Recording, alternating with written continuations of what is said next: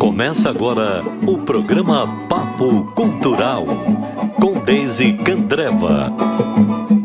Olá, meus queridos ouvintes do Papo Cultural com Deise Candreva. Quanta saudade de vocês!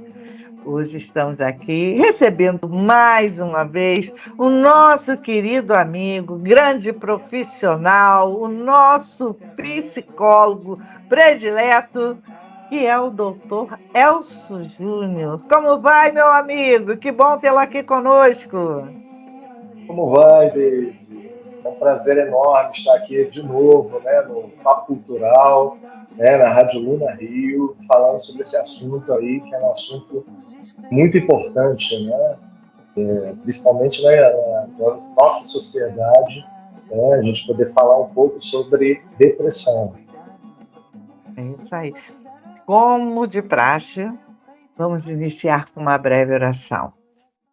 Pai de infinita bondade e justiça, graças te damos, Senhor, pela oportunidade de estarmos aqui, levando conhecimento, esclarecimento para os nossos ouvintes, Senhor.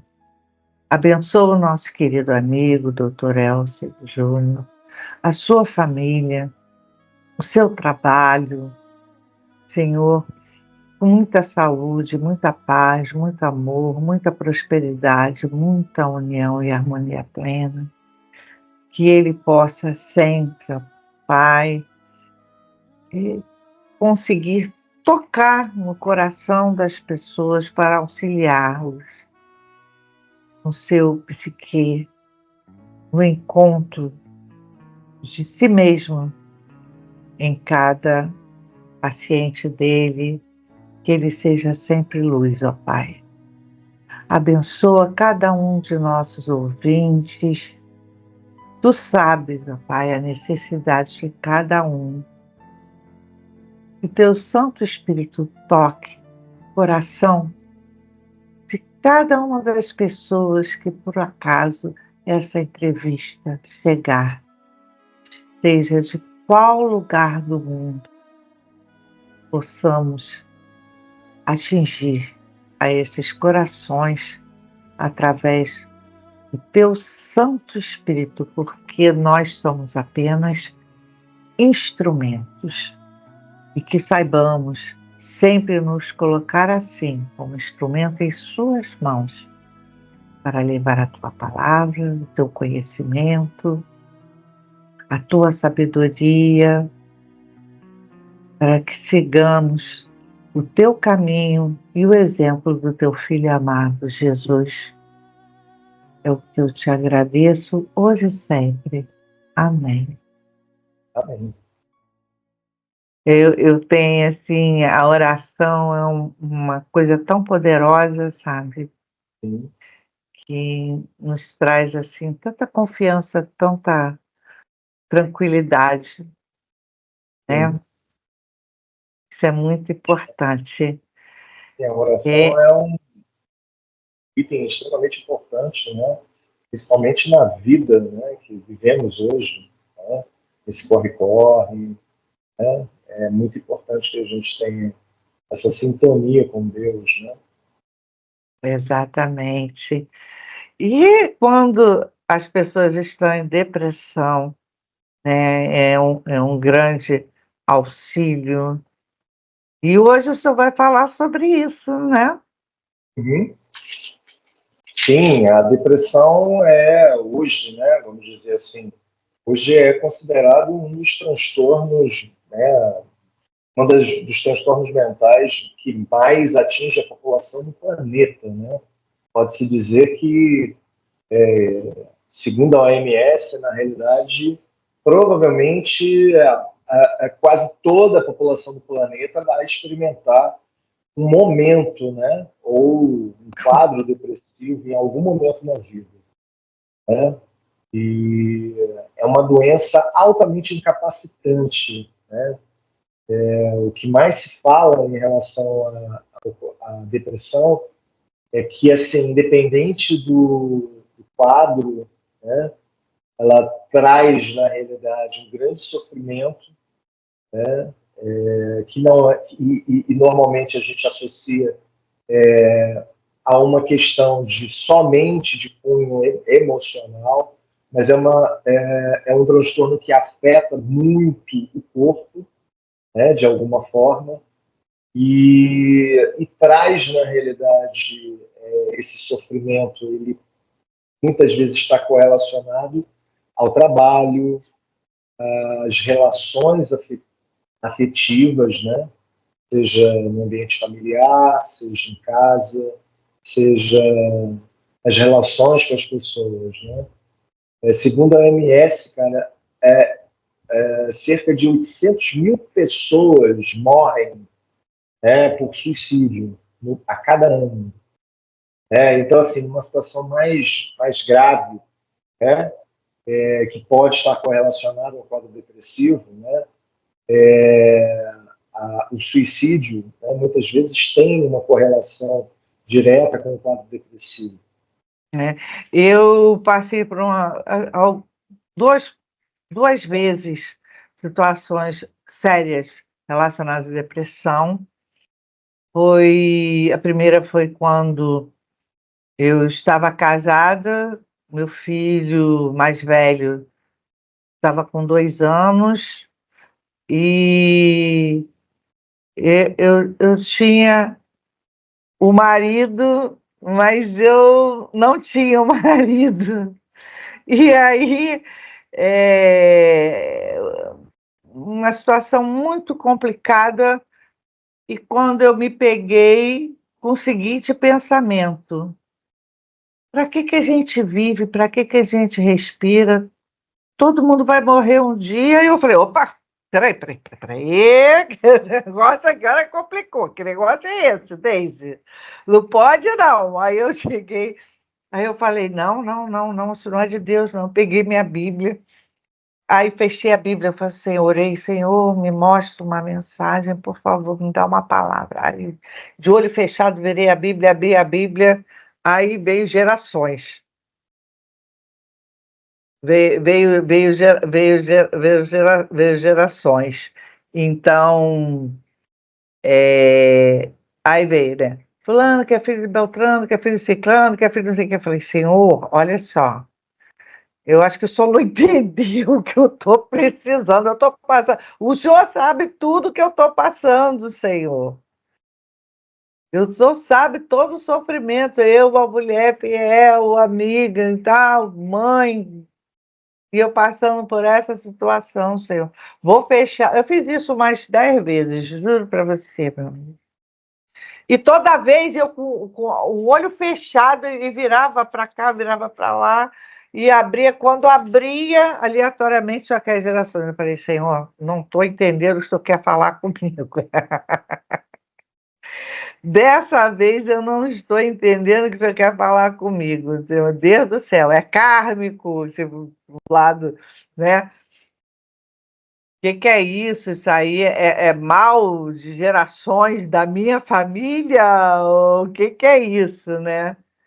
Mas naquela época eu ainda não tinha o entendimento da importância da terapia, eu não conhecia ninguém, e eu pensava assim: ai meu Deus, eu vou no meu hospital da polícia, mas se eu chegar lá e se eu falar o que se passa na minha mente, será que. Olha o pensamento retrógrado.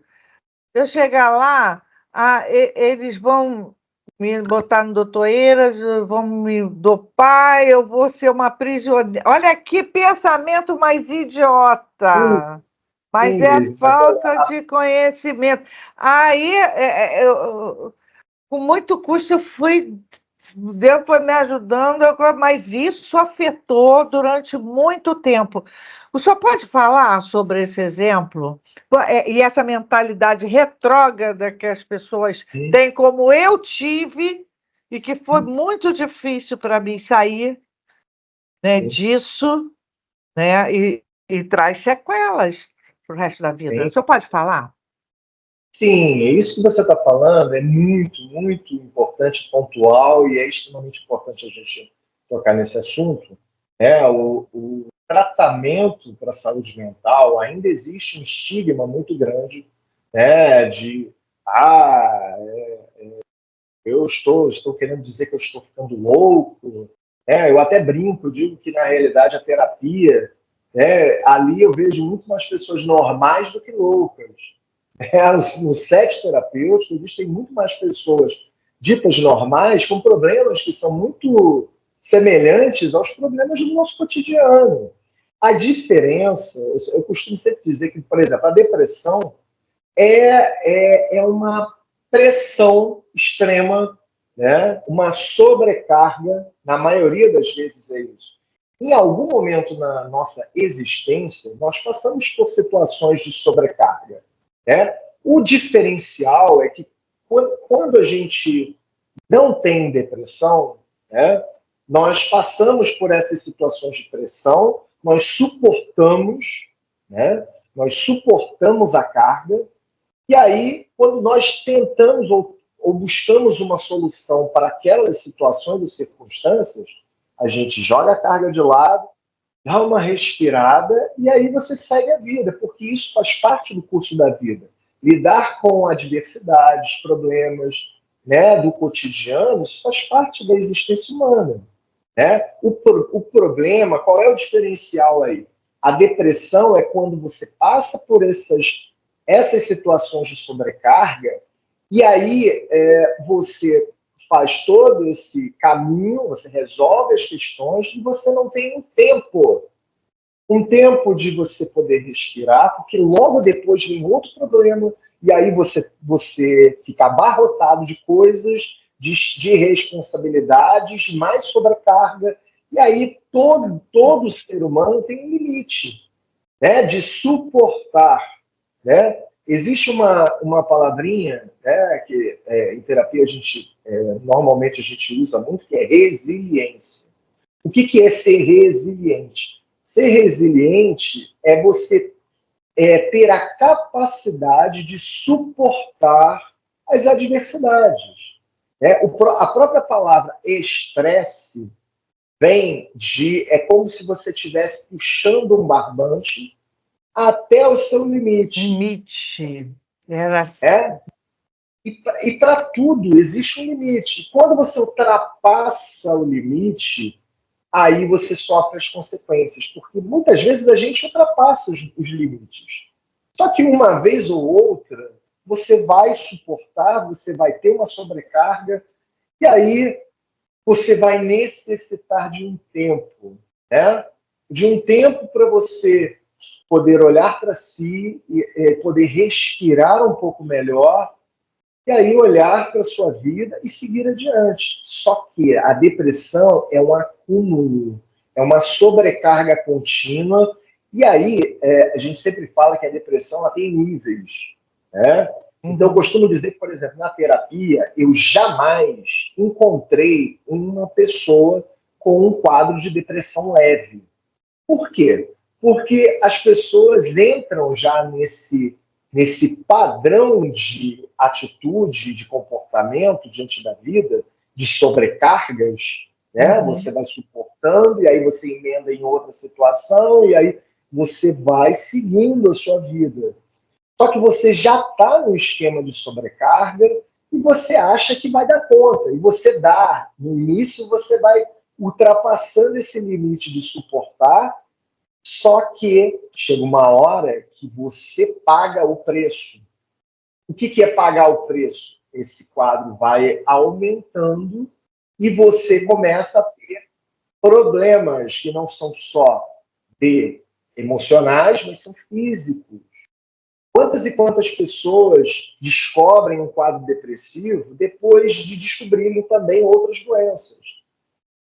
O indivíduo descobre que está diabético e aí consequentemente descobre que tem ali algum componente de cunho emocional que de alguma forma interfere nessa sua saúde física. Exato, e é uma tristeza tão profunda que a gente sente, né? É uma tristeza tão profunda que a gente sente que a vida se torna um vale de lágrimas, efetivamente um vale de lágrimas, que foi quando eu cheguei a essa coisa, para que a gente vive? Eu falei, peraí, eu estou no abismo. E essa é a preocupação, né, doutor? Sim, isso que você está falando, assim, em que você se depara, caramba, estou no abismo. Mas aí que está, o indivíduo quando está no quadro, quando ele começa no quadro depressivo, ele não consegue perceber isso. Ele acha que dá conta. Ele vai achando que ele tem condição de ultrapassar os seus limites e de condição de suportar tudo isso. Só que ele começa a se dar conta quando esse quadro já está evoluindo.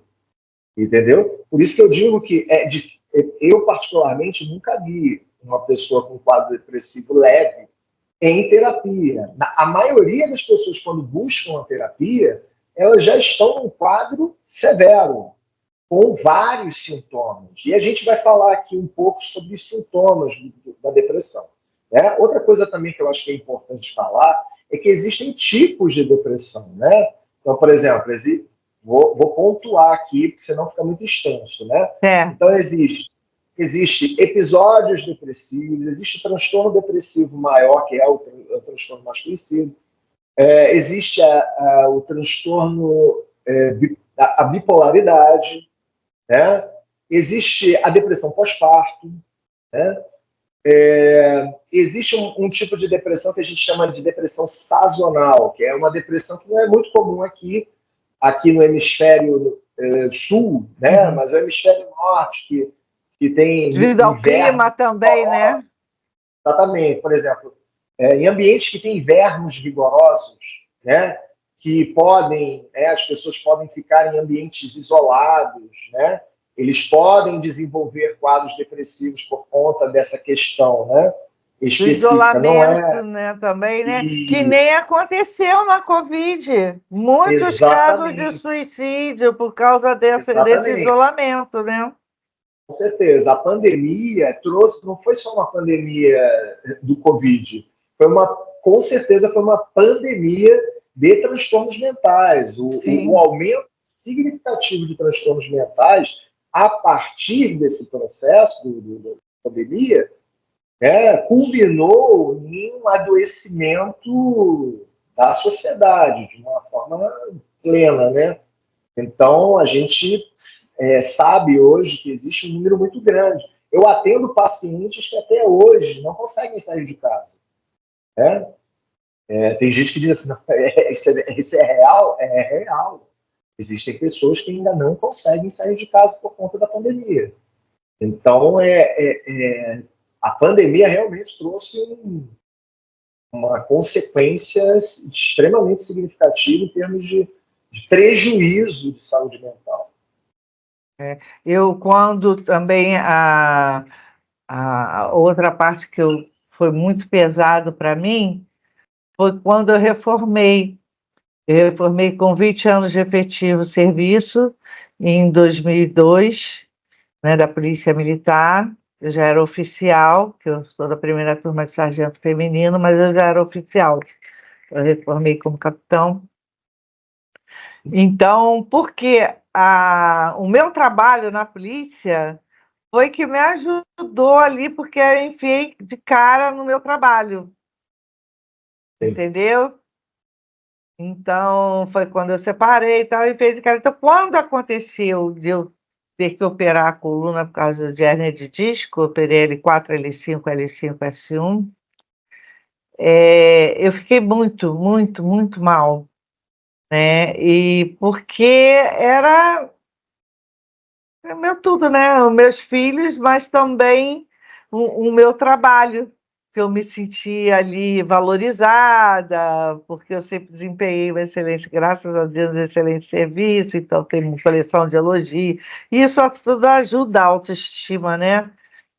Porque se a gente não trabalha a autoestima, já viu. E eu perdi esse calço. Eu perdi esse calço. Então, o que acontecia? Eu entrei na depressão, aí eu não conseguia levantar da cama e comendo, né? Foi aí que eu engordei. Eu era tão magrinha, que saudade daquele tempo, né? Então, a depressão também causa isso, né, doutor? Sim, Essa coisa da obsessão por nem alimento, geralmente não é alimento, é só porcaria que a gente consome, né? é verdade. Sim. Você está falando de alguns sintomas, né? Então, assim, eu vou me deter agora em sintomas, sinais e sintomas que eu acho que são pontuais e que merecem uma observação, né? Então, assim, basicamente, a depressão, como o próprio nome já diz, se caracteriza por um humor deprimido, né? Seja em crianças, adolescentes, adultos, né? E também, assim, normalmente a gente associa o humor deprimido, aquele desânimo, o indivíduo que não tem motivação, não se sente motivado, não tem disposição, né, para seguir a vida, uma lentificação, né, a mente parece que fica meio lentificada, né, mas ao mesmo tempo, a gente também pode, a pessoa com depressão, ela pode apresentar um comportamento irritável, né? Ou seja, um humor instável.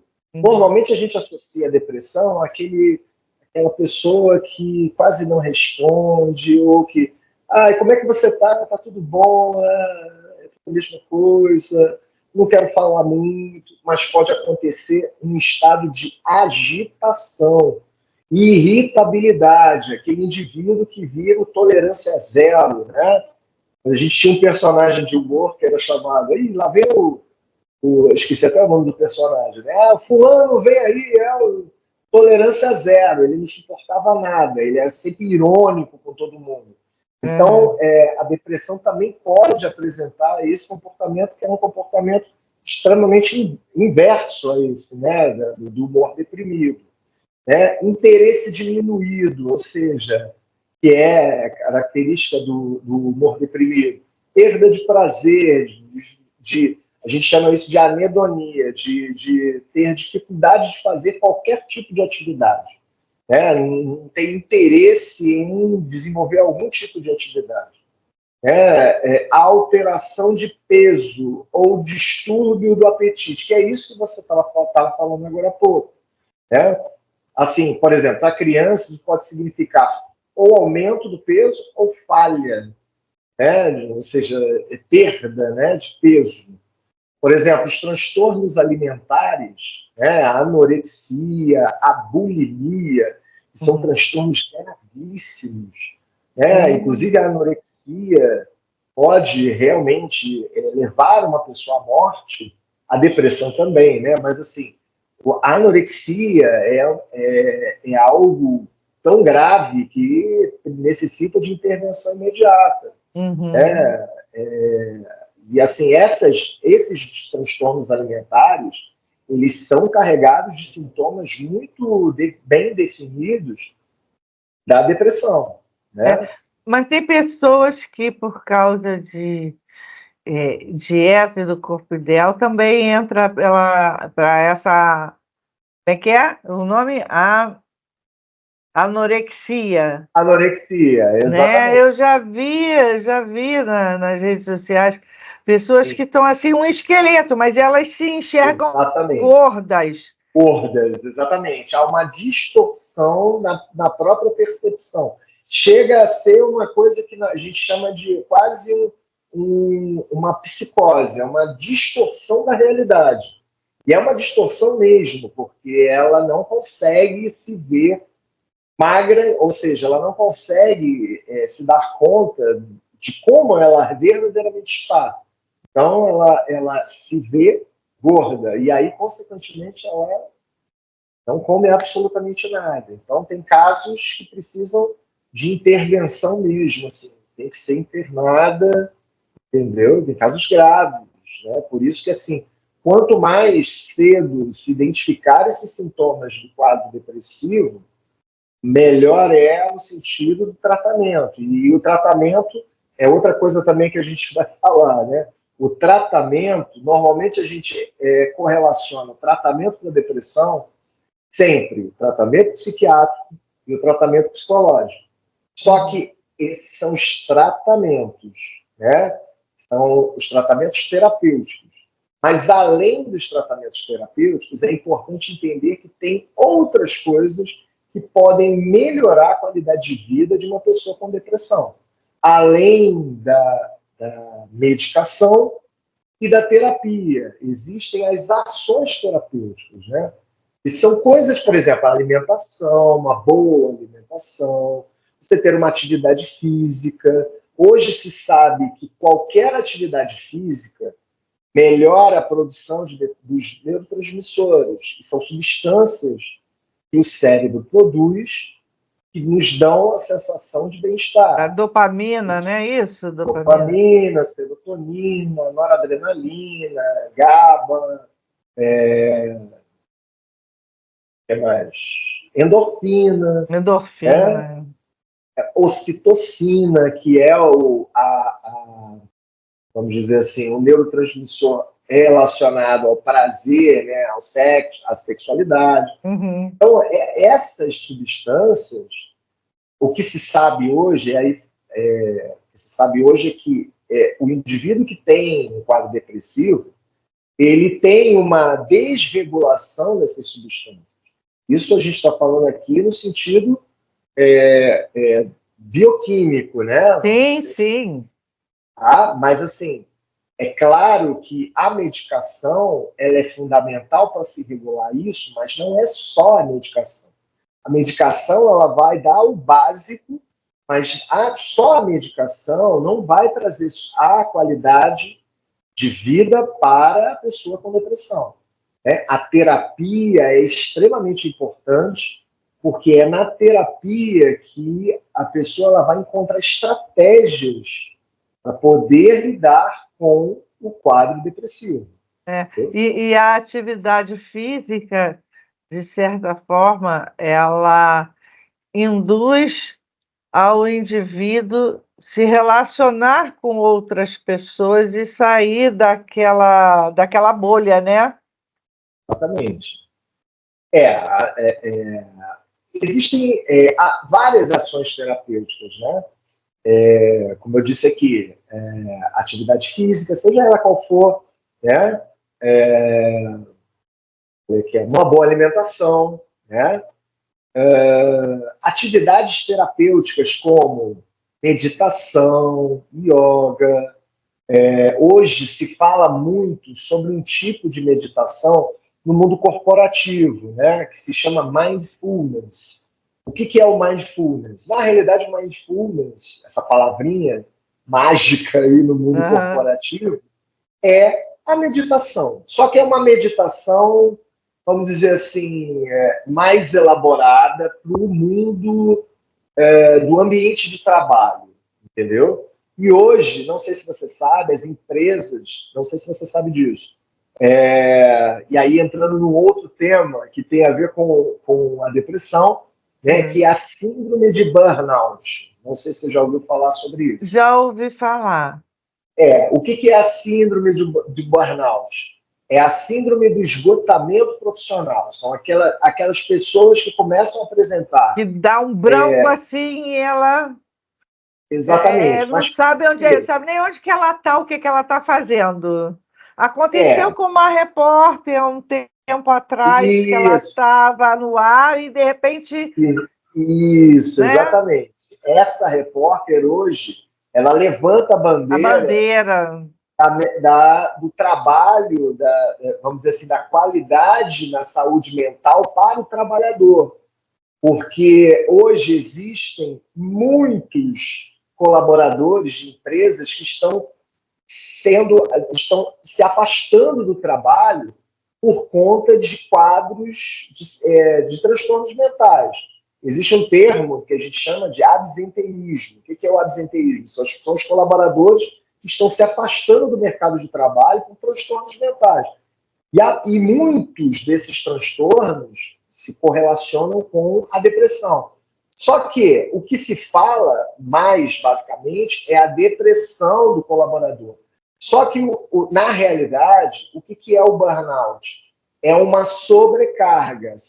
A gente até já falou sobre isso.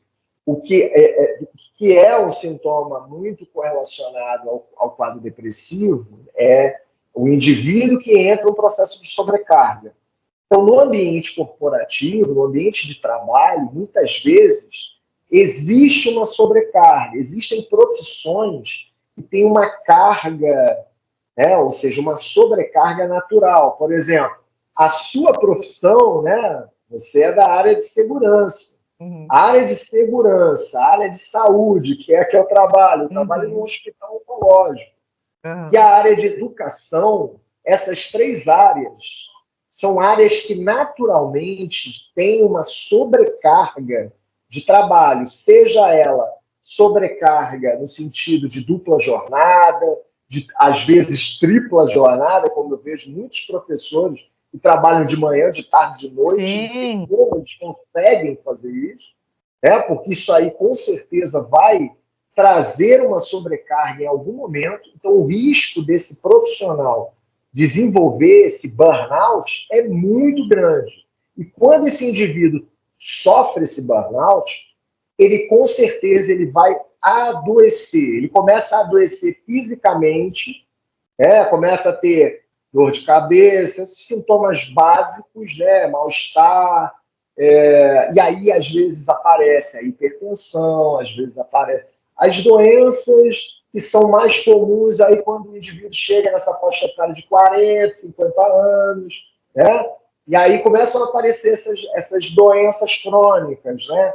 Hipertensão, diabetes, doenças cardiovasculares. Ai, nem fala.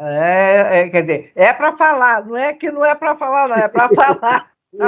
Repete de novo o termo, doutor. Burnout, é uma palavra em inglês.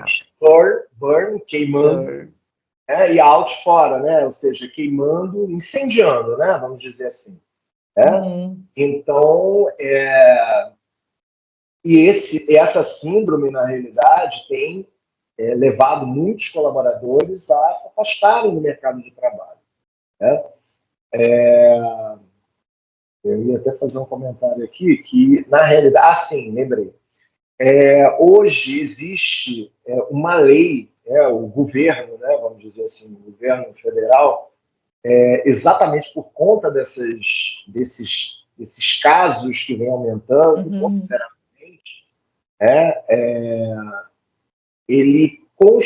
isso aí é uma lei que foi instaurada esse ano ainda, acho que em março, uma lei que visa certificar, dar um certificado para as empresas que investem em saúde mental para o seu colaborador.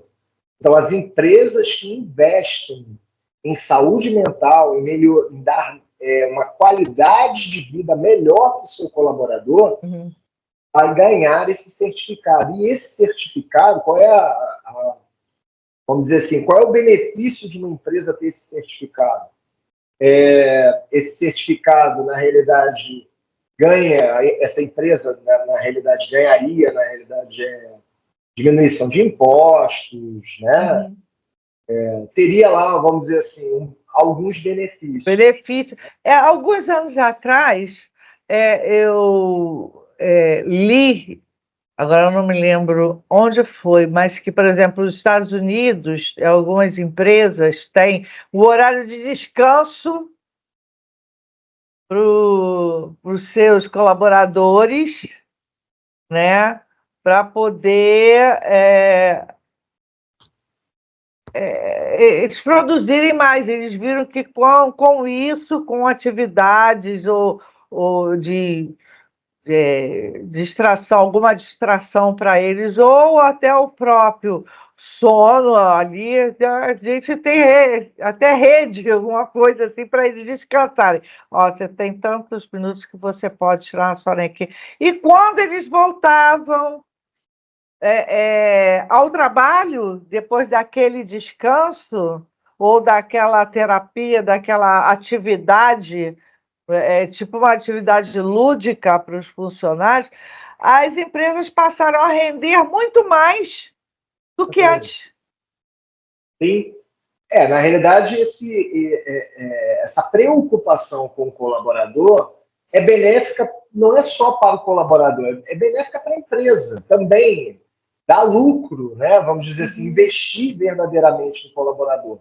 Um colaborador, um trabalhador que se sente que a empresa, na realidade, está investindo nele, ele vai se sentir mais confiante, ele vai ter condição de ter mais resiliência, né? Que é essa palavrinha-chave aí, né? Ao lidar com os problemas, né, do dia a dia, ele vai ter uma condição melhor de lidar com as questões que ele precisa resolver dentro da empresa. O problema é quando a empresa, na realidade, começa cobrança o tempo todo, né? E aí não tem tempo, o colaborador não tem tempo nem de respirar direito, né?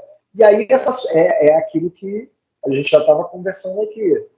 Essa sobrecarga contínua vai gerar um desgaste, né? E muitas vezes pode ser um dos sintomas da depressão.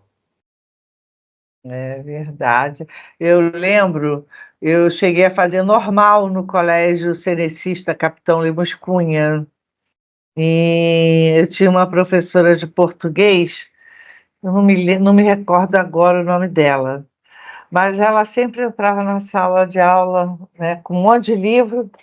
Ela falava: "Ah, estou tão cansada." E ela, além de trabalhar em várias escolas, ela também cuidava da mãe idosa, né? Então, mas dava uma peninha dela, porque ela falava assim: "Ai, estou tão cansada." Aí a gente tentava, né, conversar quando tinha um intervalo. "Tá tudo bem com a senhora e tal, né, sabe? Ah, a senhora é muito querida nossa." E era uma excelente professora, mas ela já chegava com aquela, justamente o que o senhor falou, né? É uma das profissões que sai daqui, vai para ali, vai para lá, vai para lá, e não tem tempo, às vezes, de se cuidar. Exatamente. Essa questão do autocuidado é uma outra característica da depressão. O indivíduo que, quando começa a apresentar esses sintomas da depressão, ele começa a ficar desleixado, ele não se cuida mais, para ele tanto faz, tanto fez, ele não se preocupa mais com o autocuidado. É por isso que muitos apresentam, acabam ficando doentes mesmo, porque até acabam se deixando de lado, né? Vamos dizer assim. E aí, consequentemente, existe um risco maior, né, de adoecimento, não só mental, mas físico também. Né? Exato, exato. E, assim, como que a pessoa pode tentar dar essa volta por cima, né? Através da terapia. O senhor falou que tem a indicação, o psiquiatra, só o psiquiatra que pode passar remédio, é isso? Isso, exatamente. Assim, você comentou sobre essa questão da dificuldade, né, que você mesma colocou, né, de Aham. buscar um profissional, né? Então, ainda Isso. existe um estigma muito grande com relação ao tratamento, né? Tratamento não só da depressão, mas o tratamento dos transtornos mentais de uma forma geral, né? Hum. Sem contar que, assim, tem muita gente que diz, isso é frescura, se você estivesse trabalhando, né, você estaria com a mente ocupada, isso é falta de fé, já escutei muito isso também. Porque você não tem Deus no seu coração, por isso que você está deprimido. Então, assim, uma coisa absolutamente não tem nada a ver com a Até outra. pastores, Você até pode... pastores passam por isso, porque Com cuidam certeza. tanto do rebanho e esquecem de si próprio. Exatamente. Então, assim, por que é tão difícil, né, por exemplo, uma pessoa procurar um profissional da área de saúde mental, mas, assim, se tem uma unha encravada, ele vai procurar o podólogo. Se tem, Exato. não está conseguindo enxergar direito, ele vai procurar o oftalmo. Calma. Então, se você tem algum problema de cunho, né? Você está desregulado emocionalmente, qual é a dificuldade de procurar um psicólogo ou um profissional da área de saúde mental? Mas, assim, ainda existe essa, ainda não estou maluco, não estou rasgando dinheiro, né?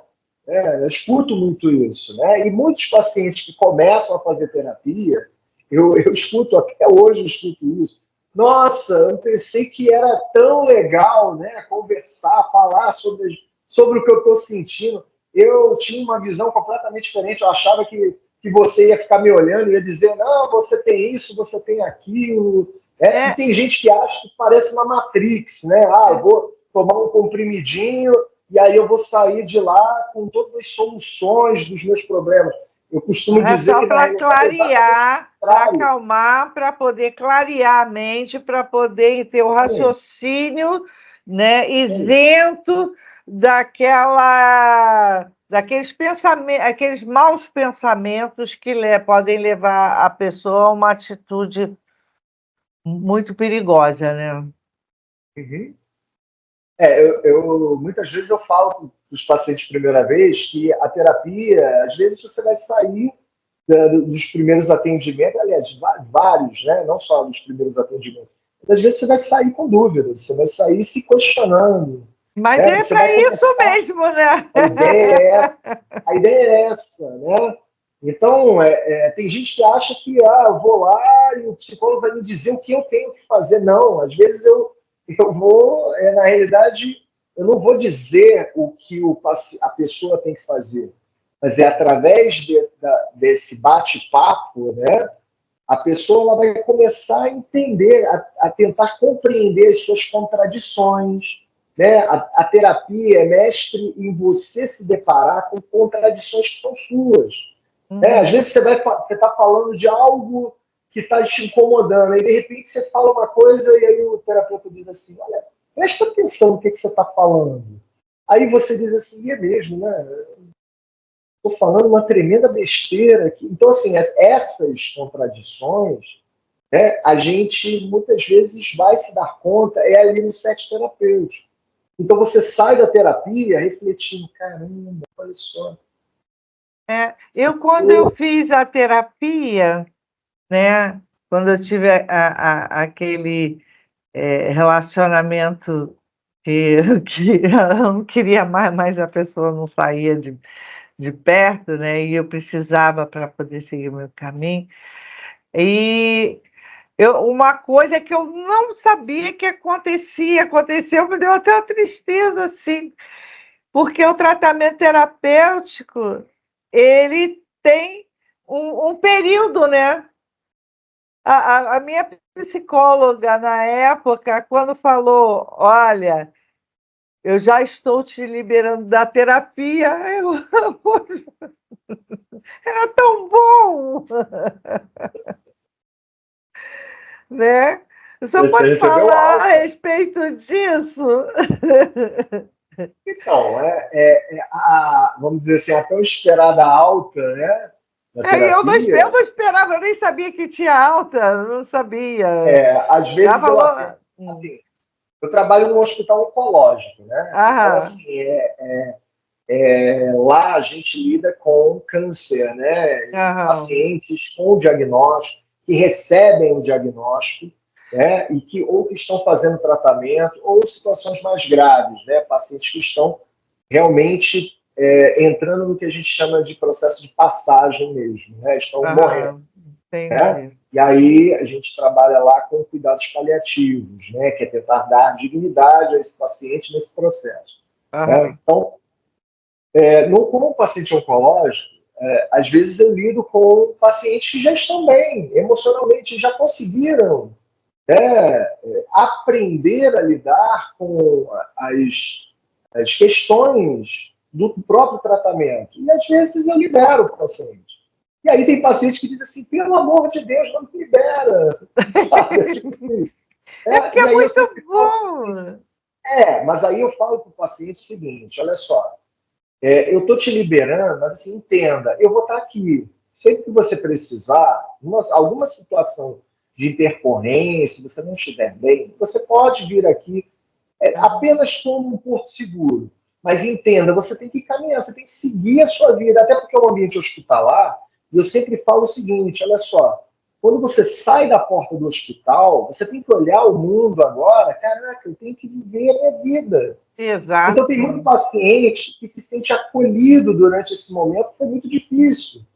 E aí é como se fosse Cria uma dependência, né? E não Exatamente. pode, E aí né? a Não gente pode. literalmente, né, dizer, olha, você precisa seguir sua vida.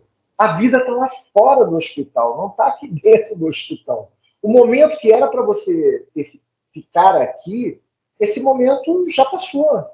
Agora você precisa seguir. E na terapia, independente de ser um ambiente hospitalar ou no set terapêutico, também acontece isso. Né? Tem muitos pacientes que constroem essa. Claro que entendem o processo terapêutico como um processo também de acolhimento. Mas é importante que a pessoa, no momento que ela começa a se compreender melhor, no momento que ela começa, na realidade, a saber lidar com as suas incoerências e se conhecer verdadeiramente, a ideia é que ela possa seguir, viu? Né? Exatamente, né? E nada impede que, em alguma situação, retorne. Aí vai Sim, tratar sobre outro aspecto, outra situação, sim, não sim, é? com certeza. Isso é muito importante mesmo, porque a vida anda muito agitada, né, doutor? E Sim, é tudo muito rápido, os dias estão passando rápido. Outro dia sim. era Natal e agora vai ser Natal de novo. É verdade. O tempo não para, né? Que é o título de uma música, né? O tempo não para. A gente pode estar Exatamente. passando por situações difíceis e às vezes parece que a gente quer dar uma parada no relógio, né? Ah, deixa eu resolver os meus problemas aqui, né? Mas assim, o tempo continua rodando, né? A gente pode parar no tempo, no nosso tempo.